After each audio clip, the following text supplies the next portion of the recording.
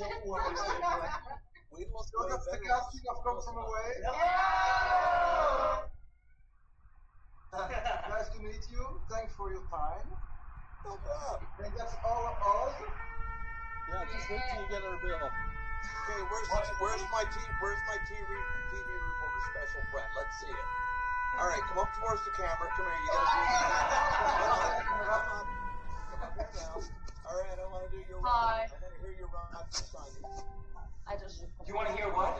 What? The Rogers TV signing for Rogers. Oh, here he goes. I'm Brian Mosher. Let's hear you. Come on, let's do it. Okay, in French? In French. You can do it in whatever language ever, but between Oh, yeah, do it in Okay. French. Gander and I'm, there has to be Okay. a box. For Rogers TV Gander. Ici Janice Mosher pour Rogers TV. Is it okay? Try it again. No. Ici Janice Mosher pour Rogers TV. Yes. Now,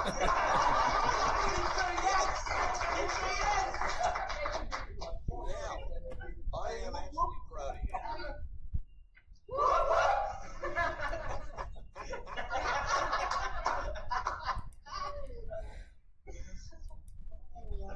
How are you guys doing? Are you guys in Gander right now? I should be in Gander, but I'm actually in Cornerbrook, which is actually 3 hours to the west. My dad just got out of the hospital, so I'm lending a bit of help here for a few days. He's come along quite nicely. Cool, good. Yeah, after falling 2 steps, hitting a metal garbage can, destroying the garbage can, and breaking a couple of ribs. And he's also 92, so yeah. Wow. Okay. On out, he's doing really great. Good. It's a tough So old bird. I'll be back Saturday morning. Okay. Yeah. And you, Oz, you're in Gander right now? Yes, I am. Okay. I'm not allowed to leave.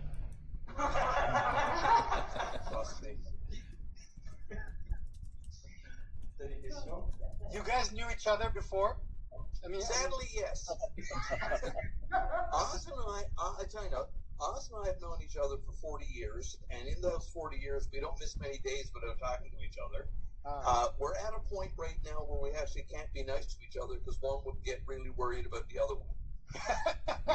We have the world's longest series of insults ongoing. See, here in Newfoundland and Labrador, if we insult you, it means we like you. Good. Good to know. Right? You know, so we had this thing going. Even when he was teaching, well, I don't know if he was teaching, but he was on the job anyway. Teaching, that's a different story. I would go into his classroom in uniform, and I'd go in and I'd say stuff to him, and I'd say stuff to the students, and I mean, his classrooms. Then I'd leave. Yeah, when I was teaching, like my door was always open, so lots of times I'd be teaching, the kids would start pointing, and I'm going to see here again. Yes, he is. Is he right behind me? Yes, he is. And I'd turn around, he'd be like behind me, making fun of me or something. And it's a great camaraderie that we have because we've worked on so many things together. Like in my years of community television, and in my years when I had the media program at Gander Collegiate, we worked on so many projects, but they were under the heading of what I call proactive policing. Oz was a very proactive, and it's one of the few nice things I've ever said about him, but he was the most proactive police officer I've ever met. Instead of I'm starting to check myself now to see if I'm alive. Yeah, well, instead of waiting for something to happen and then deal with it, he would deal with it so it wouldn't happen. One of the few police officers I've ever met that have done that. And we used to use like the community, Rogers Television, and my media program at Gander Collegiate to help that happen, to get the awareness out to the viewing audience. Even in the days with CBC Radio, we would go live. Every morning, Oz would be at the Gander Academy crosswalk as the buses were letting kids off in the morning. And we would go live to the police car, and he would tell us how fast people were going on live radio. Don't forget. Gift cards from the town of Gander Police Department. How fast were they going this morning? I got one guy going 116 in a 40. And we're doing this on live live radio, and this guy is in his car, probably listening to a news report on the ticket that he just got. But it worked. I used to say a gift certificate, and I thanked them for shopping Gander Police Department. Yeah. So crazy projects, but we've done some things that worked, and it's the beauty of small town living too, because you can combine forces in what each of you do to make a really beautiful, neat result. I'll tell you now, during 9/11, during those 5 days when our town population had doubled from 9,300 to 17,000, electronic communication was not a thing. So before I did each of those 3 shows a day for the 4 days that I did them, we never had a meeting on this. We never even talked about this, but Oz would show up with announcements from every single building that had passengers and hand them to me, including one that said Gander Academy was running out of toilet paper. And then an hour and 15 minutes later, one that says, please stop bringing toilet paper to Gander Academy, because since the last show, you filled the classroom with toilet paper. Yeah, that is true. And That the is a message true really story. read. Yeah. Yeah, the message really read, for the love of God, stop bringing toilet paper to Gander Academy. The classroom is full and we don't know where to put it. Some of it was in typed text, the rest was written in Oz's handwriting, which is the ugliest handwriting. Now try reading that when you've been awake for 3.5, 4 days, and he's looking at you with a grin on his face going, yeah, I'm going to make you say this on TV. There's a moment in the show where Janice she mistakes a word. Was that something that actually happened because of a change? Go 5 days without sleep. You'll trip over a lot of words. Right. My favorite one like that was when I interviewed a Spanish family and I don't speak Spanish. And I didn't know they were Spanish. This was like on Friday. I'd been awake since Tuesday. Speak whatever language you want. I don't care. Shirt buttoned up, Ron, shirt tail hanging out, cell phone on the belt, and that's ringing with a big 650 brick phone, and I didn't care. When you stay awake long enough that your eyes bruise, you don't care if you're speaking Spanish, French, English, pick a language, I don't care.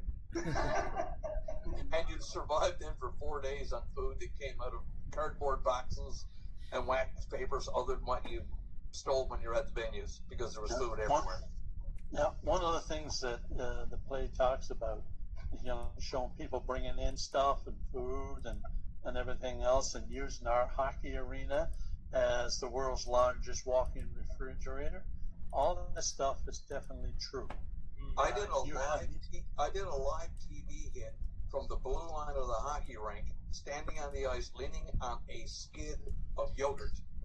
Now, just when you thought your TV career had done everything, I am Brian Mosher for Rogers Television. I'm actually here at the Gander Community Center, where I'm leaning on an entire pallet of yogurt, and with that, a forklift comes in behind you with like a skid of orange juice and lays it down behind you, and then just backs out again.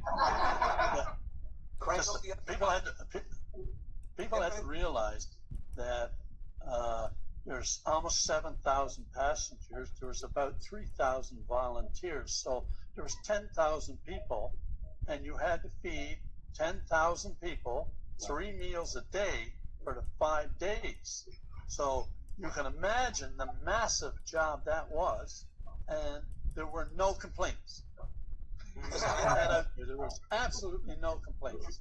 As a matter of fact, one of the German pilots flew back to Frankfurt wearing Walmart sweatpants because the sweatpants didn't fit him anymore. The average weight gain was about 5 pounds a passenger. Wow. So when you come to Newfoundland, bring at least one pair of really stretchy pants. It'll help for a ride home. And I'm not hungry isn't in the Newfoundland vocabulary. No. Yeah, one pair of really stretchy sweatpants will go a long, long way. Who plays Oz in this thing? Okay, get him to the line, Oz. I kind of figured that he come up to the looked camera. needy in Come on, public. you got to do it. Use your test. Well, You Do look the kind of STFD medium line. chubby, so that's probably. I kind of figured it was you because you look kind of medium chubby.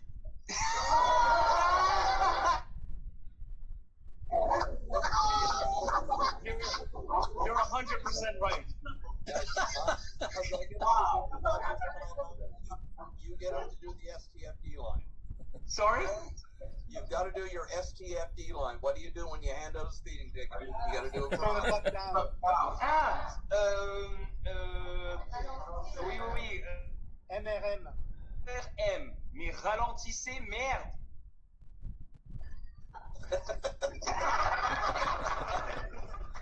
I didn't pass French in high school. Yeah. No, jeez. Well, yes, I did. I passed the door. You passed the door on the way out. But that is true. You would write down slow the fudge down, right? That was. Well, I used to let the kids figure it out themselves. They said, But on the slow the ticket, fudge you would down. put, STFD. And a lot of the kids figured it out. But Josh, it is true. I did that for most of my career. you would do it to scare them, yeah? Yes. Well, and, I did it more for the parents and the kids, too. Because parents, once your kid goes outside that door, you don't know what he's up to. Right. So if he walks home with a ticket and it's for speeding, but the penalty is STFD, then the parents know what happened and can deal with it. Now, one of my favorite Oz stories is he pulled over a kid on Memorial Drive for speeding one day, went back to his car to write out the ticket, but while he was writing the ticket, he phoned the kid's mother. Yes, I did. Left the kid in the car, wrote out the ticket, waited 10 minutes for the mother to call her son. It was brilliant. When he got up to the police car, the kid had his mother on the phone and he was crying in the car. Yes, Mom. Yes, Mom. No, Mom. I'm sorry, Mom. I'm sorry, Mom. Now, do you have any questions about 9/11? Well, do you guys remember where you were when you found out about it? I was fixing a closed circuit TV in Gander Collegiate, and when I turned it on to test it out, I saw the first shots of the North Tower. And for me, just like in the play, I was running radar on Airport Boulevard, and it was Bonnie Harris who pulled up and was yelling at me, and she was doing this, Oz, Oz, turn on your radio. Oh. Wow. That's crazy. Now, we had no idea at that moment what the next 5 days would bring. What were your first reactions? What did you think to do? Well, for me, the RCMP are the major police force in town. So we worked out of their detachment. So I immediately went there, and they said, well, we have to go to the airport because you're talking international passengers. So the town is yours. And there's only 2 municipal police because we're hired by the municipality. So there's only 2 municipal police. And I always said we had the town surrounded.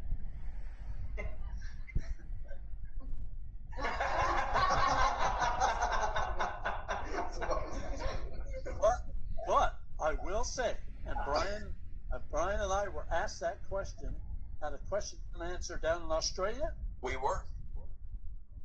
Were there any crime in Gander during those 5 days? And You know what the answer is? zero. Nine? The only thing that we had, when they were putting passengers, they were putting flights full in different buildings. They put Aer Lingus, 66 Irish people, in the bar at the That has the cheapest beer in So there was had that one young fella. Irish passenger that really took advantage of that too much and needed that special room with the blanket and the bucket, and it was empty that day, so Oz took him up for a few hours to collect his thoughts. Yes. That was the guy And who he- got there at 3 in the morning. The bar wasn't open, so he opened his duty free and drank all that first. Then the bar opened. And that's he true. kept drinking. Yeah. Yeah. Yeah. I gotta tell you, the majority of it is spot on. David and Irene have done an amazing job. Yeah. One of the cool things for us, and I mean, we were told 2:30 that afternoon, because at that point, New York and Gander were a long ways apart. By 2:30 that afternoon, we became neighbors. That I was still at my teaching job then. We were told we had upwards of 4 hours to turn our school into a hotel for 500 passengers, which is because when you got 30 gym mats and nothing else, there's not a lot that makes sense. Empty the classrooms and so on. I would be at Gander for 27 hours by day. Went home to go to bed on the morning of the 12th. Got to the end of the bed, attempting to fall in, and I got a call from Rogers that I had to come in to do one live show. That was on Wednesday morning. I got home Saturday night. Wow. One show became 11. 1 hour became 4.5 days. 5 days. Yeah. And by then, your mind, like your whole body is starting to shut down. Your physical self doesn't like you anymore. You feel. Well, that's typical for him because he's physically Well, yeah, my don't mind like about him anyway. But it's, Were you broadcasting? Mine always shut down. His mind is always the shut really down. weird thing for the Janice Mosher character, oh, and of course the Janice part. Janice only arrived in Gander the night before. She transferred to Gander the night before. When she got her orders to do the newspaper story on those planes at the airport, she actually had to ask where the airport was. And no Google Maps on your phone either. Go up, turn right. Go through 2 sets of lights, you're at the airport. Get me something. Oh, it gets even better.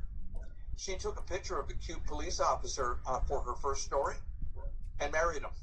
Oh. Yeah. You know?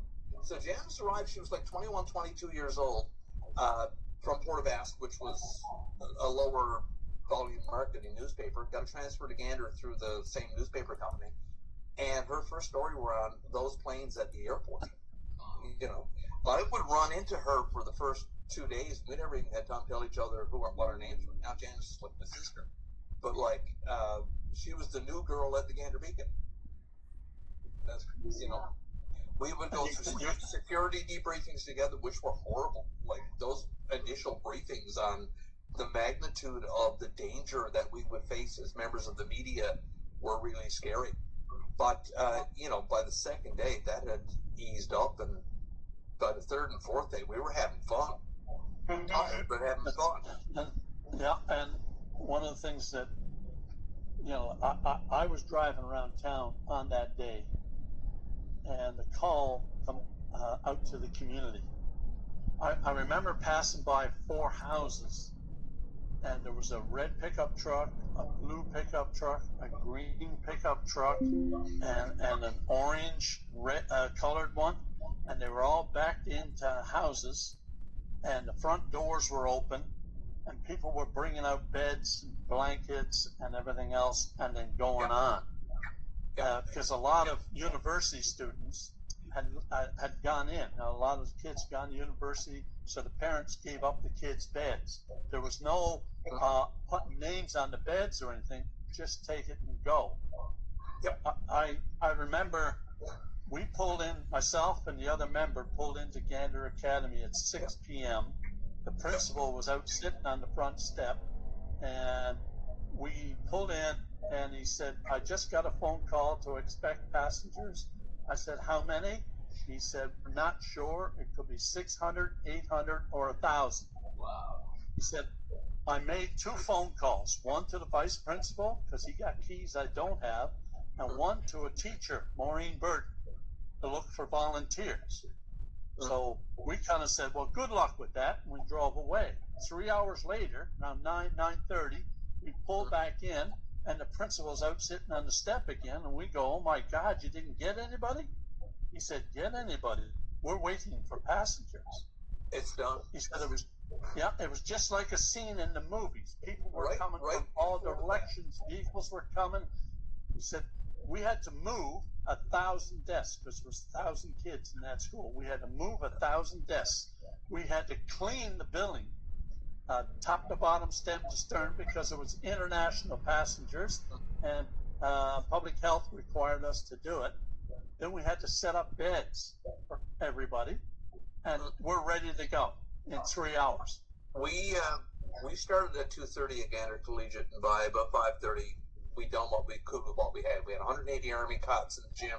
The classrooms were cleaned and emptied, and we had 30 gym mats put down. We had nothing else. And myself and Oz and my principal were in the lobby. That was probably before you went to Gander Academy. And Oz, I think what you said, you're with the media. Can we get it out through there? And I phoned Brian Trumbull, my producer, and I said, this is the situation. A lot of the buildings are in the same place. He said, I'm here waiting for you. I got the two of the boys at the radio stations. You tell us what to put on, we'll get it on. We got out the first announcement a little after 6. By 6:45, there were literally lineups of vehicles coming into all the venues. Yes. Trucks loaded up with stuff out of people's campers' houses.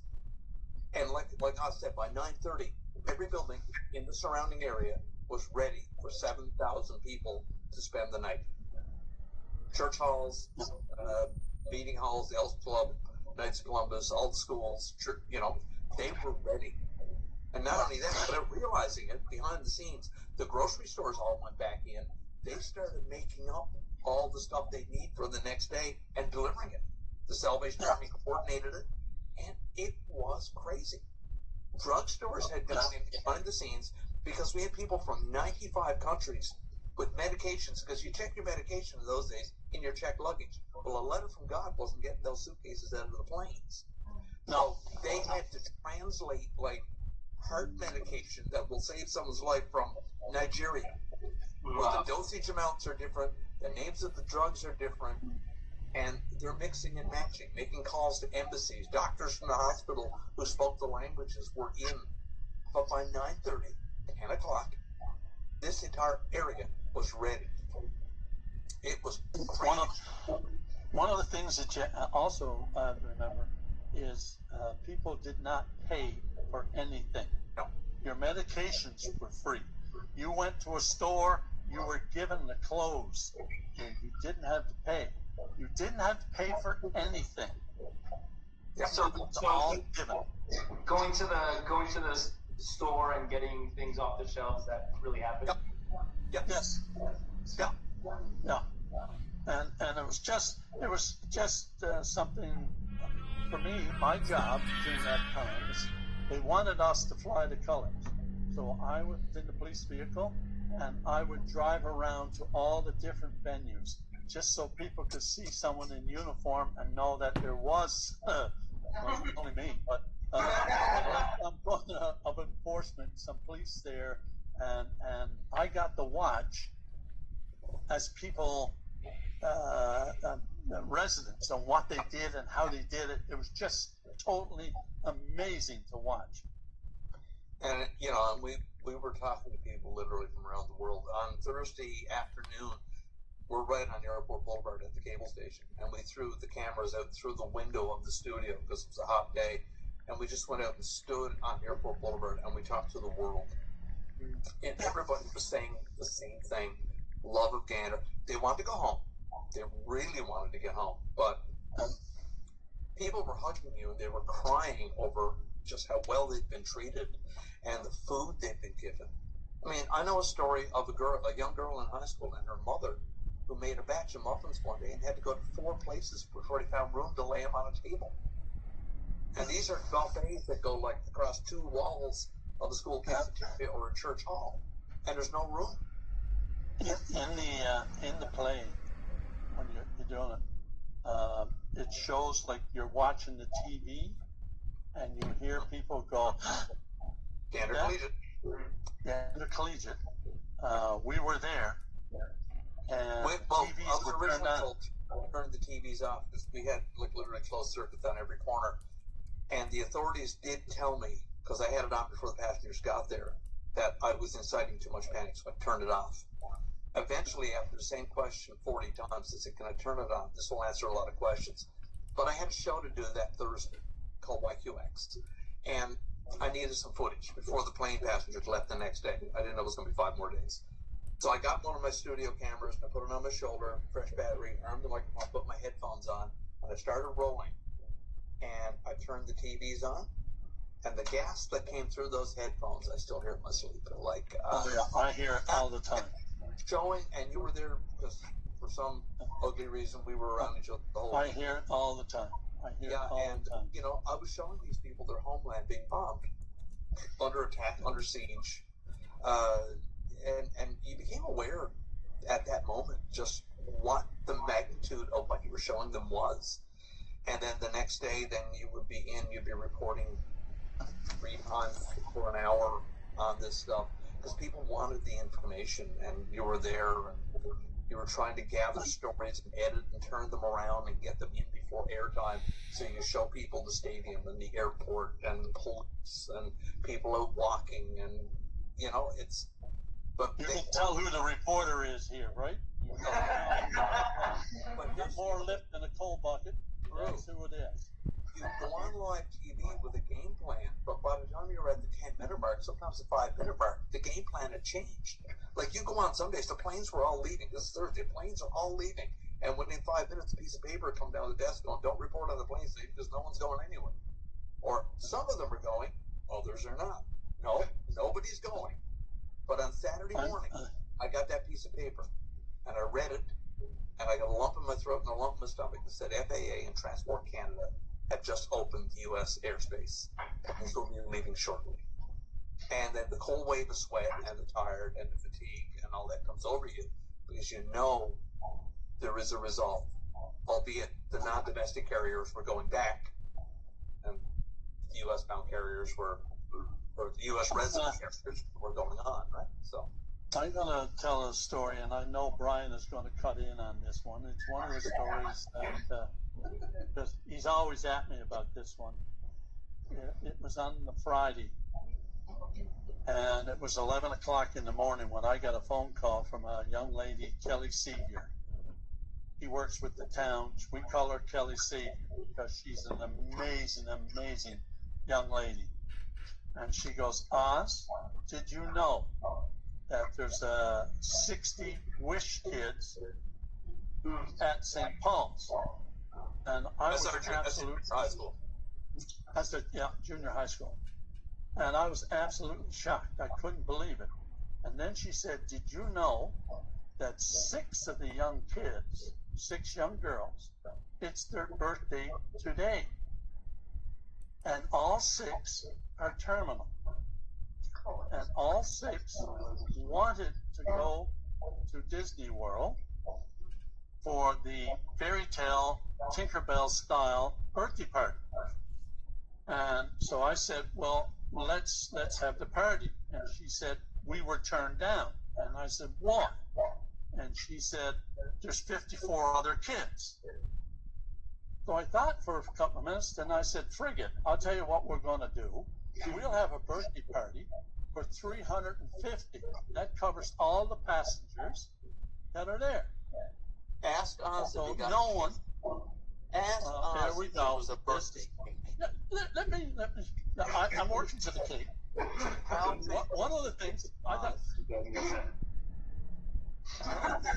looked at. What's Disney World have? How big was the cake, Oz? It's almost as big as your mouth. The cake that Oz ordered. We also got mascots. You know, Disney World has Mickey and Minnie and Goofy and all that. So what we got was my daughter dressed up as Commander Gander. We had someone dress up as an RCMP bear. The RCMP had this great big 7-foot bear in a red serge. We got our co-op store. We had there's a chicken place here called Mary Brown's. So we had the Mary Brown's chicken come. We had everything. The staff at St. Paul's done wonders. And a cake. Our local Canadian car Tire store supplied 60 kits for the 60 kids, and our local co-op store made a cake. supplied 2. We're finally at the cake. How big was the cake? Something more. Cake was about 12 feet long and and about 2.5 feet wide. Right, because you had to feed 350 plus 150 passengers. However, our all-knowing police officer did not measure the doors of the school, and the cake wouldn't go in through the front door. He had to step it up on the parking lot, and to get your cake, he had to go back up. We were covering it with cameras, and we had to step back to get the cake in the shot. It was an amazing thing. God. You have to realize that the call came in at 11 and the party started at 2. So With in the cake. 3 hours, with the cake, in 3 hours, this was all done. And we had the party. Now, one of the things, if you remember, I was saying the 6 young girls wanted the Tinkerbell fairy tale princess party. There was 4 young girls from my daughter's class. They went home and put on these Halloween gowns that they had and got some tiaras, made some wands, and they went to the school and told the 6 young girls they were Tinkerbell's fairies. And Tinkerbell had contacted them and sent them to the school to let them know Tinkerbell was thinking of them and wanted to wish them a happy birthday. It worked like magic. It did. It rained that week in Disneyland, and we had sunny sky and unseasonably warm weather the whole week. And if you look at, 3 hours, this all went, and it was an absolutely amazing, amazing time. With lots of cake. Then with lots of cake. And then around 4 o'clock, the message came in over the speaker system. Your flight is going to be leaving in 2 or 3 hours. You got to go back, clean up, and all this sort of stuff. Get ready. So we cleaned up in the gym, and I was about to leave, and there was this great big fella standing in the doorway, and I mean big, and he had the same haircut as me. And he looked at me, and he goes like this, "Come here." So I go over, and I say, "Yes, sir." And he says, "I have a message for you, and I want you to pass it to everybody." And I said, "All right, then what is it?" He said, "The message is, it's okay." I looked at him. I said, "It's okay." He said, "Yes. My daughter is one of the 6. It's her birthday today, and she is terminal. We've been just informed that we have to go back to the port of origin." They were on Virgin Airlines, so they had to go back to London. So we're not going to Disney World. So we sat her down and asked her what she thought. And she looked at him and said, "It's okay. I've had such a good time here. I have been treated so good here that it's okay." Yeah. And that's the story. And I tell the story just to let people know, like what we were thinking during that period of time. Everything that you wanted, you got. And that story is something amazing. Yeah. That week in Gander, we had 95 countries from around the world, some that were polar enemies of each other represented in this town. As I said, we were at a town hall thing a little while ago, or several years ago, and we got asked by a retired police officer, "What was your level of crime like that week?" And we looked at each other, and at that point, we'd never thought of it. But during that week, we had people intermingling in cafeterias and church halls in a land they'd never heard of. But our level of crime that week was 0. We watched people from opposing countries that believe total different things, don't even like each other, eat together, comfort each other. If you're having a rough day, it doesn't matter what country you're from, how you pray, how you express love. You're people. You can be a person to the next person, and it doesn't matter where you're from. We watched it time after time after time again. Yes. Every time I get a chance to do, if it can happen for 5 days in Gander under really adverse situations, why can't it happen all the time in the world? Loving someone is not a hard thing. And we watched it firsthand with 7,000 people that dropped in unexpectedly, or as Kevin James said, like a plague of locusts out of the cloud. But we watched people who, for those 5 days, your beliefs, how you express yourself, how you identify, how you express love, did not matter. No. You know, we had rich and poor. We had people here who were billionaires trying to buy a hotel, and we had other people that had saved 20 years to go back and see their family in Europe and were on their way home. You know, and they were all the same. They were all the same. It was. Oh, by the way, in the play, I think it's one of the Kevin characters. Right? I have that effect. I started to think that line. Yeah, I know. I smell fresh bread at 5 o'clock in the morning, and a thing called Toutons. There's a community. There's a community north of here called New West Valley. But now 15 minutes away by car. Yeah. The mayor, I met the mayor in front of Gander Academy.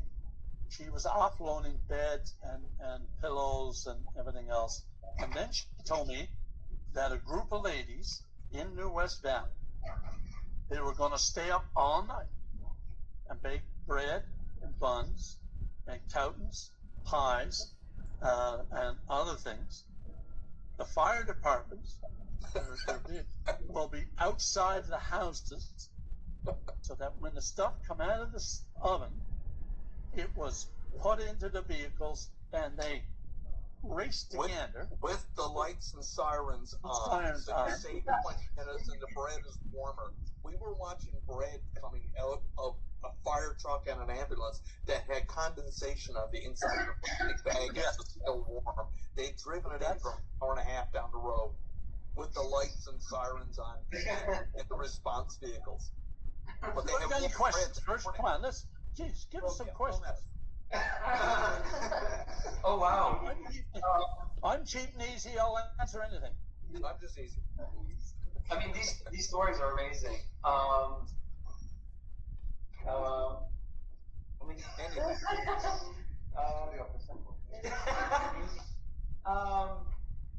I guess this is a question we just asked Beulah and Diane and Bonnie, which I thought was really interesting, which is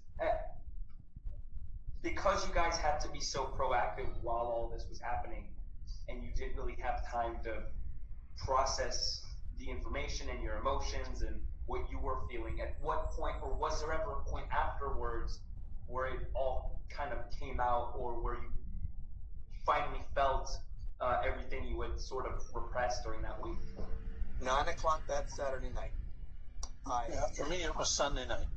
Yeah, sat in the chair. The last of the shows were done. The last of the passengers were heading towards the airport. I went home and tried to watch TV. I couldn't even focus on what was on TV. And I looked at my shirt, and my shirt was wet. And I was just crying my eyes out. And I couldn't stop. I was told to go to bed. I didn't know. I'd been in the house then since 1989. I couldn't find the bedroom. I had to be helped to the bedroom. I slept for a day and a half. I was beyond exhausted. I don't think I had one cold sore right across here. Both eyes had gone black because of eye dryness. And because we were using the old tungsten lights in the studio, no moisturizer was that. I was wearing giveaway shirts from the back room because I couldn't go home. And it was like crazy. Just all the emotions just let loose. You know, and you're, because you had to suppress. They were more important than you, so you suppress. And then let's go. For me, it was just Sunday. There was still one or two flights left, so I had to stay up. There was, just to drive around for security reasons because a lot of buildings were still left open. And then when I got home and I sat down, I looked at the TV and I realized how many people had lost their lives, how many police officers, how many firefighters, how many EMTs, and to understand myself, my brother Dave retired as a staff sergeant with the RCMP. My brother Dan was with the RCMP as an inspector. My brother Paul was a firefighter. My sister Brenda was a major in the Canadian Armed Forces as a nurse. And I was the town police here. And to see all that and realize what had happened, it was just too much. Way too much for me. But then you try to process the week after when it's all gone, because it was gone as quick as it happened. They were gone. Yeah. And, never mind the whole come from away thing, because that wasn't on anybody's radar, and wouldn't be for the next 10 years. So you knew in your mind you were never seeing these people ever again. And you were shoulder to shoulder, shouldering their burdens for 5 days, reporting on what was ongoing, being a police officer around them, taking them places, and then, boom, gone. As the line goes, we rolled the Zamboni over the ice and went back to playing hockey. Have you guys read a book called The Day the World Came to Town? Yeah, we did. She's written by. It's amazing. It was written by Jim DeFeedy. Yeah. And that book was written, I think, in 2002. It was, yeah, because we were interviewed right after 9/11, and and it was an amazing book. There's a documentary. You Are Here. Please see it if you can find some Have you way to seen get a it? copy. We cannot see it. Well, we'll find a way. Yeah, I think there's clips, but On YouTube. on YouTube, yeah, we found clips, but Okay. To the Janice Mosher character. Come here for a second. I want to talk. Come here. Yeah. Okay. Here's what I will do for you. Follow me on Facebook after this, and I will send you some of my Rogers TV material so you can get a handle. Not only exists from 9/11, but some recent stuff and some back stuff. I will send you links and things that you need to see. Thank you. Okay. Look forward to it. we Sorry? want to see the cake. Oh, they want to see the cake. They want cake. We're still eating it in Gander. It's only when I was ordered cake, yours is way too big. But yeah, follow me once we're done with this and you get a chance. Follow me on Facebook. My Facebook picture is black and white. I got a camera in my hands. I'm under a Union East sign or something. And in his Facebook picture, his mouth is actually closed. So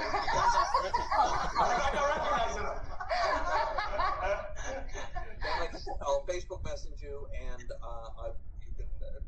I'll send you lots of stuff to get your head around the character. It's a rather neat character. Oz, you're giving me your police car, right? absolutely. Oz will ship you over his squad car. I'm trying to get you the actual crest. Here in Newfoundland, we give stuff away, and they give stuff, and I have hardly anything left. One of the things I'm trying to do now is to get you an actual town police crest. Wow.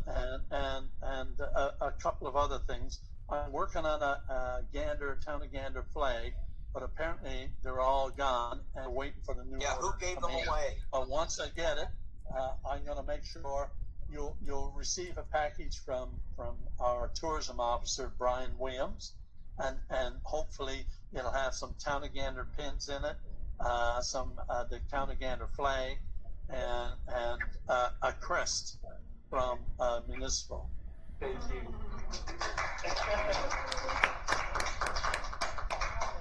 Any other questions?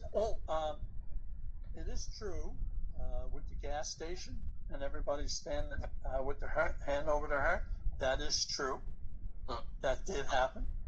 The thing about the fellow wanting to get off the island and asked, and we said there was a bus that leaves at the Goose. That did happen. And almost verbatim of what I said that day is what they say in the play. There's so many things. Again, like Brian said, the toilet tissue paper is true. It's absolutely true. I tell you how much toilet paper was brought in, and it turns out it was on sale at Shoppers and Walmart that week. But they brought that much. They filled the classroom. But when it was all said and done, now Gander Academy had 720 passengers and 300 volunteers. Even when it was done, they had to empty the maintenance shed behind the school, all the snow clearing equipment, and fill it full of toilet paper. Every teacher got an addition to their instructional budget for the year because the toilet paper budget had become non-existent for the rest of the year. Gander Academy had 1,000 kids in it, and they had enough toilet paper to last them the year. I went to the retirement of the custodian at the school a few years ago. It was during COVID, And that's the first thing he brought up. He said, "Do you remember the time you had all that toilet paper sent up to the school?" And I went, "I'm really sorry. I didn't realize how many people were watching that day." But any other questions? Come on, geez, you should have some. This is the intermediary. Yes, so. Were there any exchanges of addresses when people left from getting job?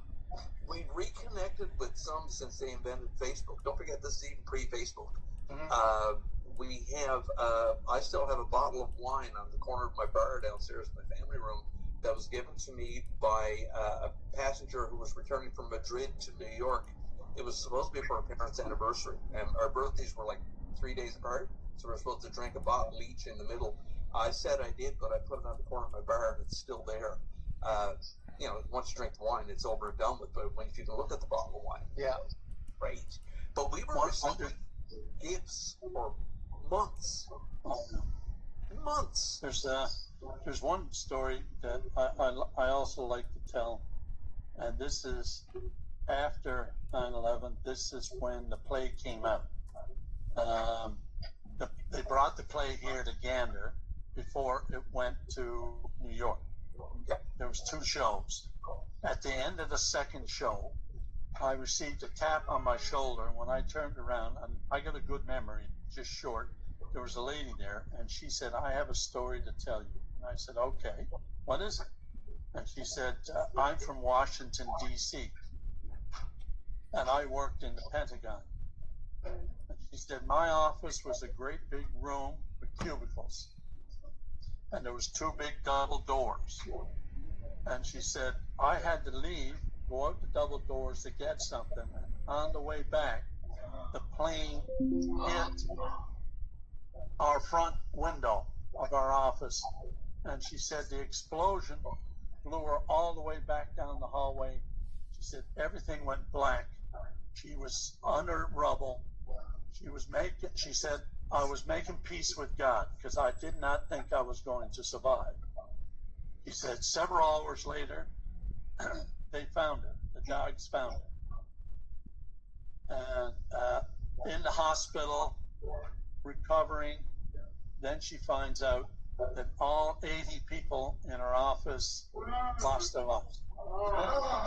Everybody was killed. And she said, I was the only survivor.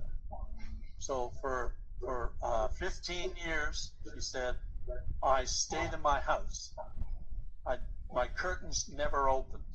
I was crying every day. I could not face outside. I didn't know what to do. And then all of a sudden, she said, my daughter notified me of this plague come from away. And it's about 9/11. And she said, in the beginning, she thought it was the worst, most cruel thing someone could do. And then her daughter said, Mom, it's not about 9/11, it's about 9/12. And she said, I forced myself to go see it. And she said, as you can see today, I'm here in Gander. And this is the 8th time I've seen it. That I got to experience the worst of humanity, and now I get to experience some of the best of humanity, and it's helping me heal. Yeah. And Brian knows we get those stories a lot. Especially now coming on summer season and the bus tours, and they want to meet you, and you know, we're only doing what we would have done normally, and at the time we didn't think a whole lot of it.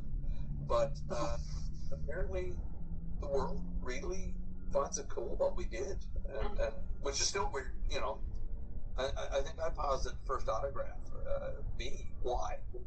And like the hard hitting ones. I mean, Oz and I have gone, and when we travel, we're usually around each other.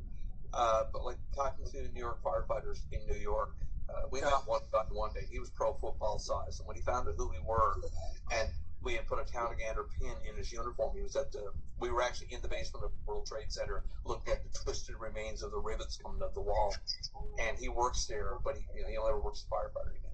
He hugged into the 2 of us, and I thought I was going to suffocate because he was hugging us that hard. He was the only survivor of a splatter company and at almost 400 pounds and 6'9", he was literally blown out of his boots, and he found him 80 feet from his boots under a pile of rubble, and taking him out. And in his mind, he's going, stay alive, you've got a newborn. And he's just there, and he's crying into both of us. You know, trying to get the word you out, and it's sobbing out of him, you know. And we're going, okay, maybe we did do something. Sorry. Any questions? Come on, any more? We just like hearing you guys talk. I do talk a little bit, but there's someone here who talks a lot. I don't know who that is. I get Here in Newfoundland, we have the saying, more lip than a coal bucket. Well, that's Brian. Can you imagine we spend starting now until probably into October, November, we'll be doing this, I don't know how many times a week. Yeah, we'll be doing a lot of screech-ins. Screech-ins, bus tours, after dinner talks, you know, it's and so people can meet you, and they love it. We have a huge following of really old ladies. Yeah. Oh, yeah. We done a bus tour, and it was all seniors, and they were in their 70s and 80s. And when they got off the bus, they were all stoned. They were all smoking dope on the bus. They were all smoking the weed, and they were all stoned. And one in particular liked to grab butts. Yeah, we were handing out the certificates, the screech certificates. The lady came to me and she said, she pointed at Brian. She said, I got to grab that ass. I said, oh yes. All right ahead. He'll love it. He'll love it. Gave her the hug, and I could see her two hands come up like that and go down and go.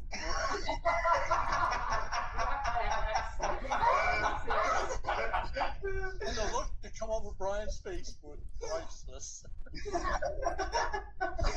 you don't really care if they happen in your life. They have to be one of them, you know.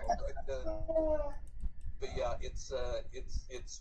it's been a cool experience, and you know, you reflect back, and it's hard to get your head around the fact that it's 23 years ago, and people still want to hear, you know, even the kids in school now weren't born when this all happened. They wouldn't be born. The oldest kid in high school wouldn't be born for another 5 years. You know, so now it's history talk. It used to be current affairs when we started this. Now it's modern history, and you're talking about this to, you know. It's hard to get your head around, but it keeps on going. Yeah, Brian says sometimes people meet us and start to cry, and I say, well, Brian is not that ugly, is he? We were in Australia, and we were just getting ready for the afternoon matinee to start, and one lady said, I don't mean to be standing in front of you. She said, I hope I'm not bothering you, and I said, you'll be happy you bothered us now in a second. She said, why? And we told her who we were. Now we're posing for family pictures with her. It's like, oh my God. As you noticed, Brian and I take a lot of cheap shots. We were doing an interview in Australia, and the person that was doing the interview, halfway through, she stops, and she looks at the two of us, and she said, do you two really like each other? Not at all. No. I said, nah. Not last summer, but the summer before. And we made an agreement between the two of us before we went down that anybody who wanted our time, we would say yes to. In Australia now, like the other side of the world from Gander, we were working 12 and 14-hour days to fit everybody in. Most nights we had under 50 tips or wings in the bar at the hotel at 10 o'clock at night with our shoes off because our feet were hurt because we talked to that many people. We were at the Australian Broadcasting Company 5 times one day for 5 different shows, you know, from early morning television to late afternoon radio. I'm drinking a $12 beer. But, okay, yes, your fish and chips and a beer was like $48. Okay, that's fine. He's still not over it. Especially with, oh, by the way, if you do come here, the Legion's beer is $4.50. Yeah. So it's the cheapest beer in town.